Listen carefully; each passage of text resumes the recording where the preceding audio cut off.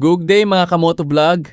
Ngayong araw ay maaga kaming gumising ni Mrs. para umuwi sa buhi at medyo may kalayuan ito. Aabutin ng 2 oras o higit pa ang biyahe depende sa patakbo.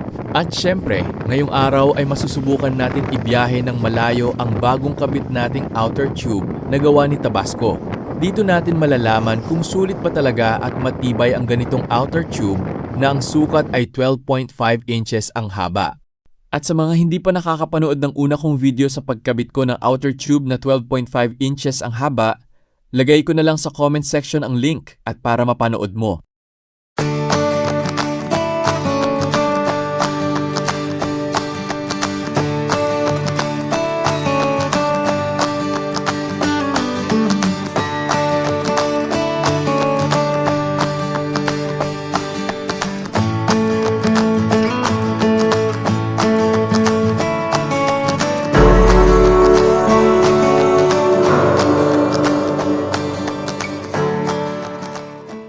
Habang nasa biyahe kami ay inabot kami ng ulan.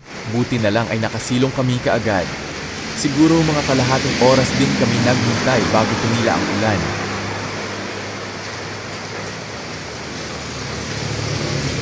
At nang tumila na ang ulan, tuloy ulit ang biyahe. Magandang bumiyahe ng maaga dahil mapresko at di gaanong marami ang dumadaang sasakyan.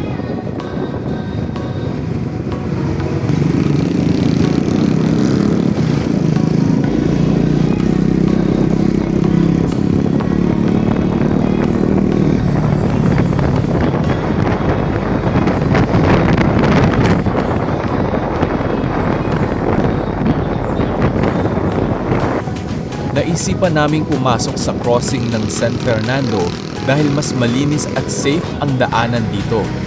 Bali ang mga dinaanan pala namin ay Minalabang, Bula at iba pa. Bali hindi ko pala kabisado ang mga barangay na dinaanan namin dahil nakaasa lang kami sa navigation map at ang labas na namin ay Napua.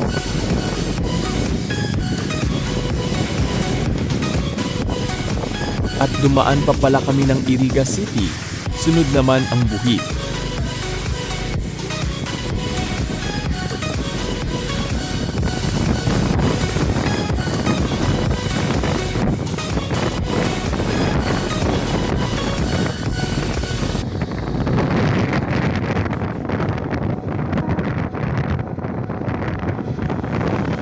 Nang makarating na kami sa buhi, wala namang naging aberya at sa awa ng Diyos, safe kami nakauwi.